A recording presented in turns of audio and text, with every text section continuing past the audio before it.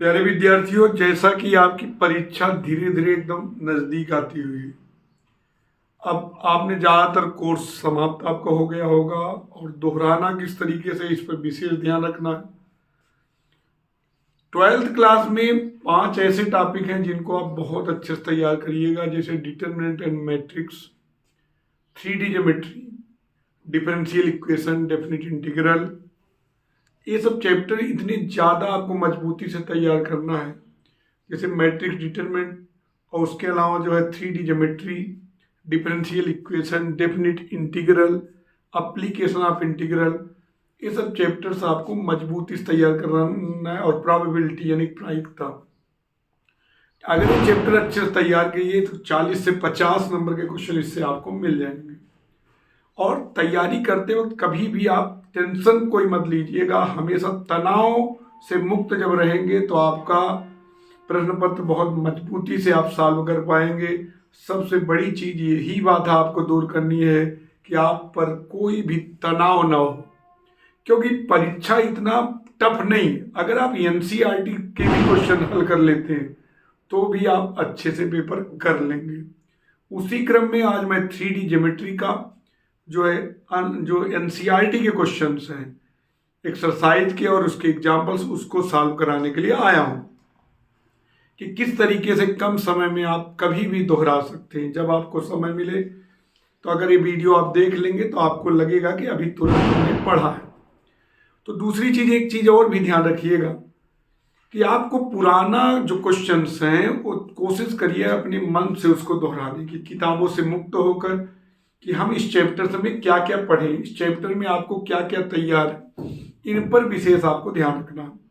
जैसे आप 3D geometry में जब स्ट्रेट लाइन पढ़े थे उसके पहले आप डायरेक्शन कोसाइन और डायरेक्शन रेशियो, इन पर आपको यानी दिक् कोज्या और दिक् अनुपात, दिक् कोज्या अगर ज्ञात है तो उसका रेशियो ले लो दिक् अनुपात, और दिक् अनुपात ज्ञात है तो a upon under root A square plus B square plus C square, B upon under root A square plus B square plus C square, C upon under root A square plus B square plus C square, direction cosine, रेखा में plus minus.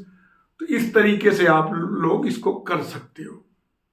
साथ में दो बिंदुओं से जाने वाली रेखा का समीकरण जब निकालते हैं कि एक स्ट्रेट लाइन का इक्वेशन पासिंग थ्रू 2 पॉइंट्स, यानी कि ध्यान दीजिएगा x1 y1 z1 x2 y2 z2, तो क्या होता है x माइनस x1 अपान x2 minus x1, y minus y1 अपान y2 माइनस y1, और z माइनस z1 अपान z2 माइनस z1। उस रेखा का समीकरण जो वेक्टर ए से जाए और वेक्टर बी के पैरेलल हो, वेक्टर आर बराबर vector A plus lambda vector B. यहाँ वेक्टर बी के समांतर ये रेखा है, यानी कि इसका दूसरा रूप जो कार्टेशियन फॉर्म है वो है x ऋण x1 अपान b1, y ऋण y1 अपान b2 और z ऋण z1 अपान b3। x ऋण x1 अपान b1, y ऋण y1 अपान b2 और z ऋण z1 अपान b3, अगर ये तीनों बराबर हो गए यानी कि ए भी उस रेखा का समीकरण है जो बिंदु x1 y1 z1 से जाता है और जिस रेखा के समांतर है उसका direction ratio b1 b2 b3 है। तो इस तरीके का आपने सीखा, इसका आज हम यूज करेंगे। एनसीईआरटी के क्वेश्चन आज हम लोग सबसे पहले लगाएंगे कि क्या है एनसीईआरटी में क्वेश्चन। प्रश्नावली 11.1 11.1 कह रहा है, पहला क्वेश्चन है कि यदि एक रेखा x, y और z अक्ष के साथ क्रमशः 90 डिग्री, 135 डिग्री और 45 डिग्री का कोण बनाती है तो इसकी दिक् कोसाइन बताओ। एक रेखा x अक्ष से कितना कोण बनाती है? 90 डिग्री। तो जो दिक् कोसाइन L बराबर होगा वो cos 90 डिग्री हो जाएगा, यानी कि 0। m बराबर होगा cos 135 डिग्री, तो cos 180 minus 45 degree minus cos 45 degree minus 1/√2, क्योंकि cos 180 degree minus theta second quadrant में होगा जिसमें cos निगेटिव होता है, इसलिए माइनस cos 45 डिग्री माइनस 1/√2। और तीसरा n इक्वल टू है cos 45 डिग्री 1/√2। इस तरीके से यानी कि अगर कोई रेखा x अक्ष से 90 डिग्री कोण बना रही है और y एक्सिस से 135 डिग्री और z एक्सिस से 45 डिग्री, तो आपको फार्मूला क्या लगाना, यल बराबर कॉस अल्फा, एम बराबर कॉस बीटा और एन बराबर कॉस गामा। इस प्रकार आपने डायरेक्शन को साइन निकालिए। 0 -1/√2 1/√2 और इनके वर्गों का योग सदैव 1 आएगा। इस तरीके से आपने पहला क्वेश्चन कर लिया। दूसरा क्वेश्चन है कि एक रेखा की दिक को साइन ज्ञात कीजिए जो निर्देशांशों के साथ समान कोण बनाता है, यानी तीनों एक्सिस के साथ इक्वल एंगल बनाता है। तो आप जानते हो यल बराबर भी कॉस अल्फा होगा, बराबर मतलब कि एक ऐसी रेखा है जो तीनों यानी कि X axis, Y axis, Z axis के साथ समान कोण बनाता है। तो यल बराबर होगा कॉस अल्फा, एम बराबर भी होगा कॉस अल्फा और एन बराबर भी होगा कॉस अल्फा। हम जानते हैं l square plus m square plus n square 1, तो cos square alpha plus cos square alpha plus cos square alpha 1, तो 3 कॉस स्क्वायर अल्फा हो गया 1, तो कॉस स्क्वायर अल्फा हो गया 1/3, तो कॉस अल्फा का मान प्लस माइनस 1/√3, तो डायरेक्शन को साइन हो गया plus minus 1/√3 plus minus 1/√3 plus minus 1/√3।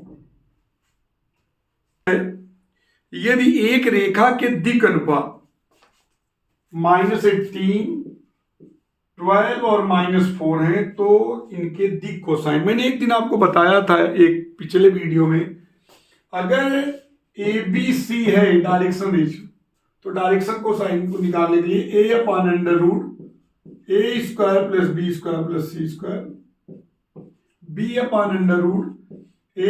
Plus B² plus C² और C/√A² plus B² plus C²।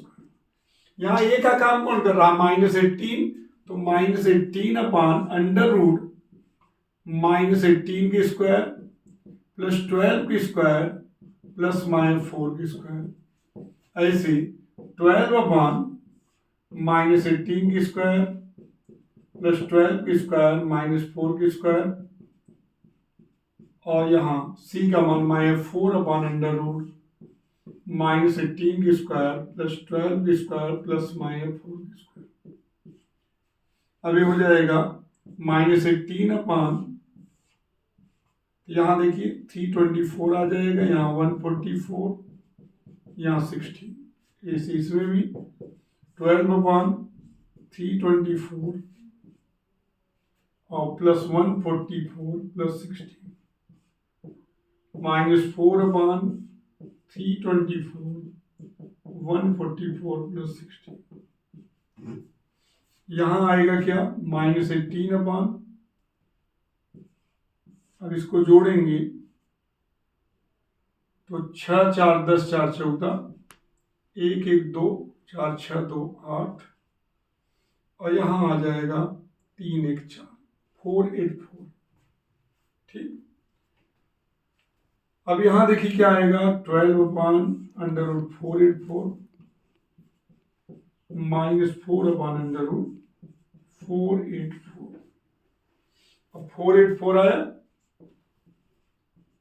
इसको देखिए फैक्टराइज कर देते, 2 1 जा 2 2 जा 4 2 1 जा, फिर क्या आ जाएगा 22 का इसका वर्गमूल कितना होता है 22, तो आप डायरेक्ट भी लिख सकते हो -18/22 12/22 -4/22। ठीक, अब आपका आ गया -9/11 और 6/11 और -2/11।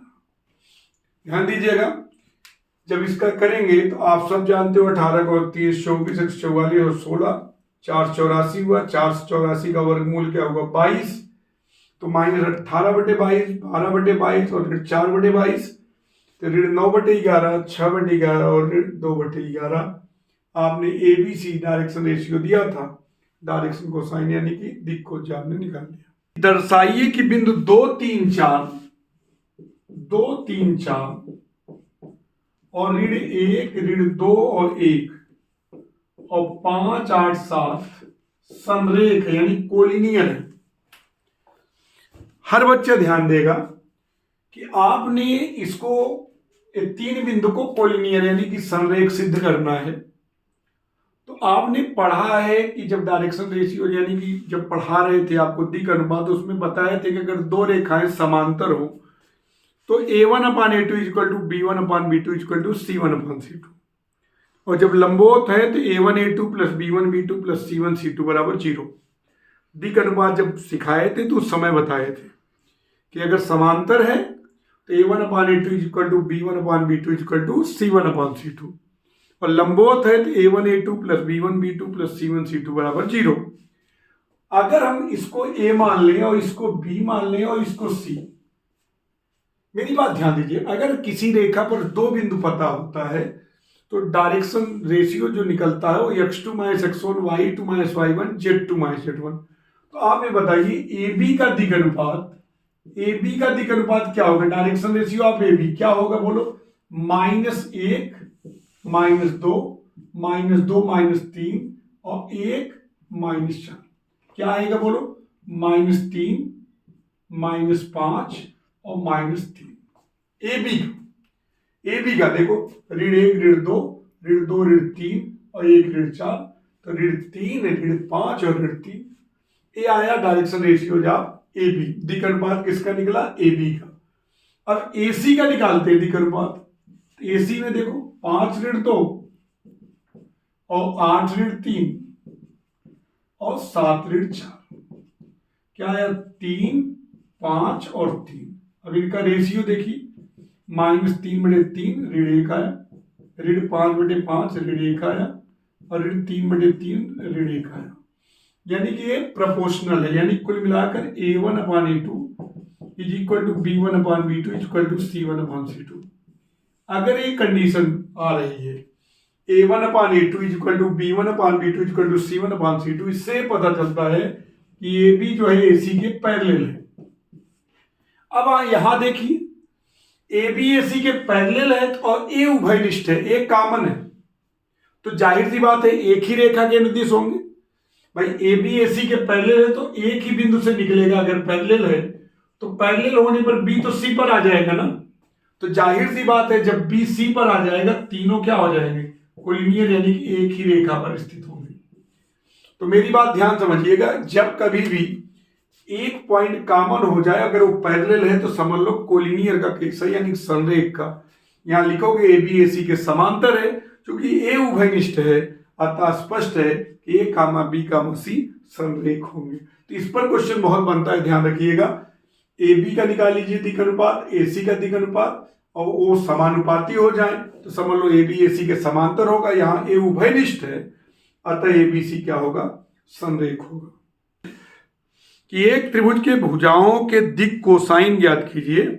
यह त्रिभुज के शीर्ष बिंदु, यानी कि एक त्रिभुज दिया है उसके शीर्ष बिंदु दिए गए हैं, ध्यान समझिएगा। एक त्रिभुज दिया है ABC, वर्ड सी जिसका पता है, यानी कि शीर्ष 3 5 ऋण 4, और दूसरे का क्या है? ऋण 1 1 2 और ऋण 5 और ऋण 2। यही आपको सभी भुजाओं के डायरेक्शन कोसाइन, यानी कि सभी भुजाओं की दिक् कोचा निकालनी है। अब क्या करेंगे हम लोग? क्रम से निकालेंगे। AB का पहले देखिए, पहले AB का दिक् अनुपात निकालते हैं। AB का दिक् अनुपात, direction ratios of AB। AB का दिक् अनुपात क्या है बोलो? AB का दिक् अनुपात होगा ऋण 1 ऋण 3 x2 - x1, 1 ऋण 5 और 2 धन 4, तो क्या हो जाएगा? -4 और 6। आप इसमें डिवाइड भी कर सकते हैं, -2 का भी डिवाइड कर सकते हैं, तो क्या आएगा बोलो? 2 2 -3। ये तो हो गया AB का डायरेक्शन रेशियो, यानी कि दिक् अनुपात। अब हमको AB का चाहिए दिक् कोजा, यानी कि AB भुजा AB की दिक् कोजा, यानी कि दिक् कोजा मतलब डायरेक्शन कोसाइन। दिक् कोजा क्या होगा? 2/√2 2 का वर्ग धन 2 का वर्ग ऋण 3 का वर्ग, 2/√2 का वर्ग धन 2 का वर्ग ऋण 3 का वर्ग। और ऋण 3/√2 को वर्ग धन 2 को वर्ग ऋण 3, यानी कि 2 यहाँ देखो 4 4 8 और यहाँ 9 8 17, 2/√17, 2/√17 और -3/√17। आप जानते हो कि आप इसको दोनों तरफ से, अगर -2 3 भी किए होते तो -2/√17, -2/√17 और 3/√17 वो भी ठीक था। इसको मैंने बताया था कि plus minus l plus minus m और प्लस माइनस एन होता है, और क्योंकि डायरेक्शन रेशियो जो होते हैं वो इनफाइनाइट होते हैं, इनफाइनाइट फॉर्म में लिखे जा सकते हैं। आप किसी का भी मल्टीप्लाई कर दो वो डायरेक्शन रेशियो ही होगा। अब आते हैं AB का निकल गया, अब हम BC का निकालते हैं इसी प्रकार, BC का दिक अनुपात। अब BC का दिक अनुपात कैसे निकालेंगे, देखिए बच्चों, डायरेक्शन रेशियो ऑफ BC क्या होगा, ऋण 5 धन 1, ऋण 5 ऋण 1 और ऋण 2 ऋण 2, तो हो जाएगा ऋण 4 ऋण 6 ऋण 4 ऋण 4 का यहाँ ऋण 2 का डिवाइड कर दीजिए तो हो जाएगा 2 3 2, डिवाइड कर दीजिए ऋण 2 का, तो 2 3 2। इसका अगर BC का दिक को चाहिए तो 2/√4 + 9 + 4, 3/√4 धन 9 धन 4 और 2/√4 धन 9 धन 4, तो हो जाएगा 2/√17, 3/√17 और 2/√17। BC का आ गया, BC का दिक को आ गया आपका, डायरेक्शन कोसाइन ऑफ BC आ गया। रेशियो ऑफ CA, CA का डायरेक्शन रेशियो क्या होगा, आप देखिए 3 धन 5, 5 धन 5 और ऋण 4 धन 2, यहाँ देखिए 3 + 5, 5 + 5 -4 + 2, तो आ गया 8 10 और -2, 2 का डिवाइड करिए 4 5 -1। अब इसका डायरेक्शन कोसाइन निकालेंगे, 4/√16 + 25 धन 1, 5/√16 धन 25 धन 1 -1/√16 धन 25 धन 1, तो 4/41 एक 42 हो जाएगा, ठीक है, और 5/√42 और ऋण 1/√42। इस तरीके से आप इसकी डायरेक्शन कोसाइन यानी कि दिक को निकाल सकते हैं। अब इसके उदाहरणों में देखते हैं हम लोग, यदि एक रेखा x, y तथा z अक्षों से धनात्मक दिशा से क्रमशः 90 डिग्री, 60 डिग्री और 30 डिग्री कोण बनाती है दिक कोसाइन, तो देखिए 90 डिग्री बनाती थी, L बराबर हो जाएगा cos 90 डिग्री 0, m का मान हो जाएगा cos 60 डिग्री 1/2 और n का मान हो जाएगा cos 30 डिग्री और √3/2। तो दिक कोसाइन क्या हुआ, 0 1/2 और √3/2, इसके वर्गों का योग क्या होगा 1। यदि एक रेखा के दिक अनुपात 2 और ऋण 1 ऋण 2 है तो इसका दिक कोसाइन क्या होगा, जाहिर सी बात है ABC दिया है तो A/√A² + B² + C², जब दिक अनुपात दिया रहे B/√A² + B² + C² और C/√A² + B² + C², यहाँ 2/√4 + 1 + 4 और 1/√4 + 1 + 4 और यहाँ -2/4 + 1 + 4, तो हो जाएगा 2/3 -1/3 और -2/3। उदाहरण 3 देखिए, कह रहे दो बिंदु हैं -2 4 -5 और 1 2 3। अब आपको क्या निकालना है कि दिक कोसाइन, दो बिंदुओं को मिलाने वाली रेखा का दिक कोसाइन। ध्यान दीजिएगा, वैसे इसका फार्मूला मैंने बताया था, AB है A और B, तो x2 - x1/AB, y2 - y1/AB, z2 - z1/AB। लेकिन आप A इसको मानिए, इसको B, अब तो आप दिक अनुपात निकाल सकते हैं, डायरेक्शन रेशियो जाओ AB, तो AB का डायरेक्शन रेशियो क्या होगा बच्चों, यानी कि डायरेक्शन रेशियोज ऑफ AB क्या होगा बच्चों, क्या होगा x2 - x1 y2 minus y1 और z2 माइनस z2, क्या आएगा 1 + 2, 2 - 4 और 3 + 5, क्या आएगा 3 - 2 और 8। ये तो डायरेक्शन रेशियो हो गए।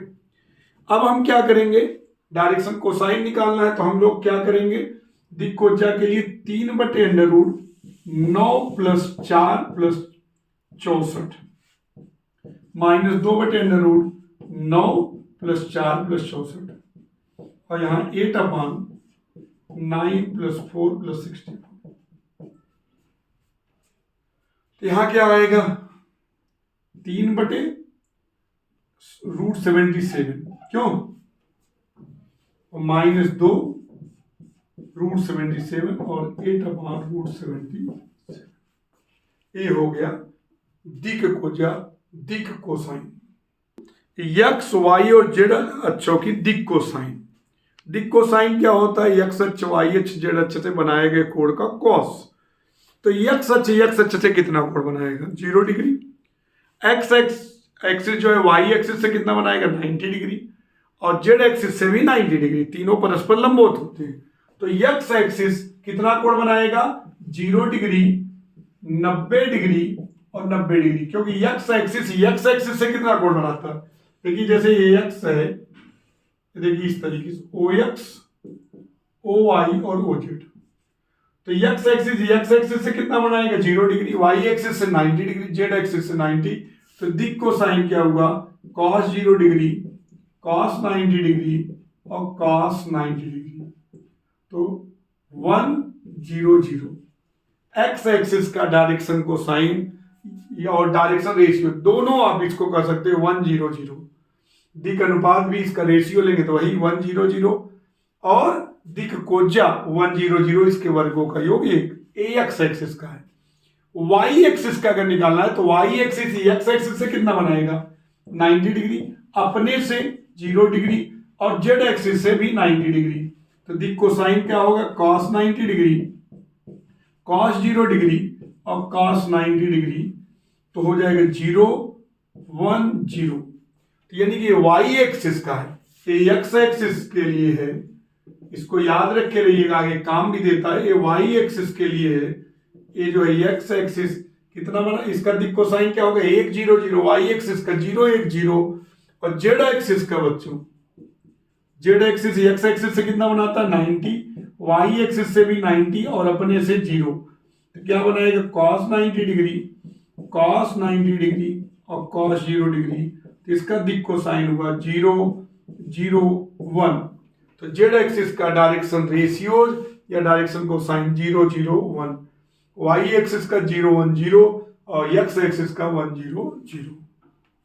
दर्शाइए कि बिंदु A 2 3 ऋण 4, 2 3 ऋण 4 और B 1 ऋण 2 3 और C 3 8 ऋण 11 संरेख है, यानी कोलिनियर है। तो अभी थोड़ी देर पहले बताया आपको, आप AB का दिक् अनुपात निकाल लीजिए। AB का दिक् अनुपात यानी डायरेक्शन रेशियोज ऑफ AB, दिक् अनुपात क्या होगा बच्चों 1 ऋण 2 ऋण 2 ऋण 3 और 3 धन 4, तो ऋण 1 ऋण 5 और 7।